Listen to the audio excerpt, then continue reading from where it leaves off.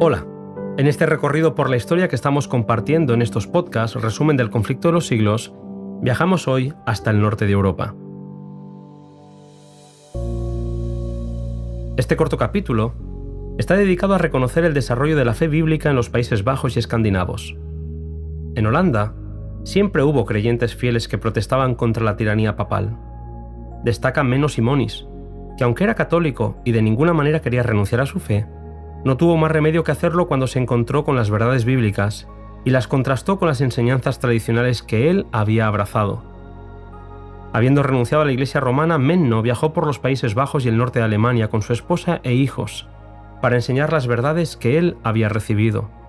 Su ministerio duró 25 años y fruto del mismo se nos dice que las enseñanzas reformadas tuvieron gran aceptación en los Países Bajos.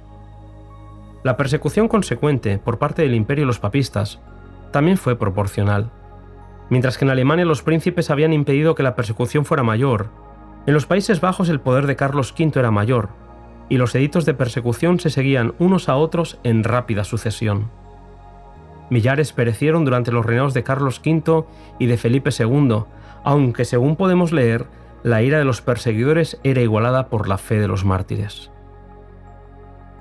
En otros países del norte de Europa, en Escandinavia, el progreso del Evangelio halló pacífica entrada. Podemos leer que ciertos estudiantes de Wittenberg, al volver a sus hogares, introdujeron la fe reformada en la península escandinava. El pueblo rudo y sencillo del norte se alejó de la corrupción, la pompa y las supersticiones de Roma, para dar la bienvenida a la pureza, la sencillez y las verdades purificadores de la Biblia. Se cita a Tausen, formado en las universidades alemanas y visto por las autoridades católicas como un firme campeón de su fe, pero que fue contagiado del luteranismo y que predicó desde el púlpito, así como desde la celda en la que fue colocado antes de que un edicto real le ofreciera protección como propagador de la doctrina nueva. Entonces pudo predicar en las iglesias donde la gente acudía en masa para oírlo. Se tradujo la Biblia al danés y pronto Dinamarca declaró que aceptaba la fe reformada. El mismo testimonio se nos presenta de Suecia, donde Olaf y Lorenzo Petri, favorecidos por el rey, pudieron defender con habilidad la fe reformada frente a los campeones católicos romanos.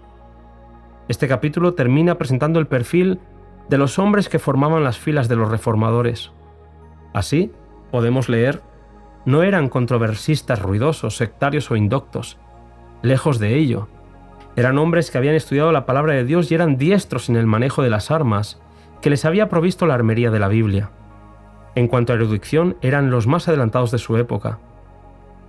Cuando nos fijamos en los brillantes centros de Wittenberg o Zúrich, y en los nombres ilustres de Lutero, Melanchthon o Zwinglio, se nos suele decir que estos eran los líderes del movimiento y que naturalmente deberíamos esperar de ellos un poder prodigioso y gran acopio de saber, pero que los subalternos no eran como ellos.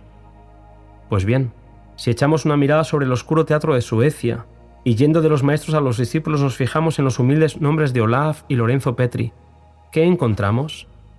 Maestros y teólogos, hombres que entendían a fondo todo el sistema de la verdad del Evangelio y que ganaron fáciles victorias sobre los sofistas de los colegios y los dignatarios de Roma.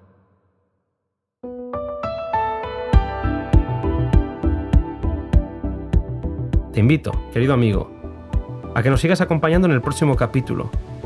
La verdad progresa en Inglaterra.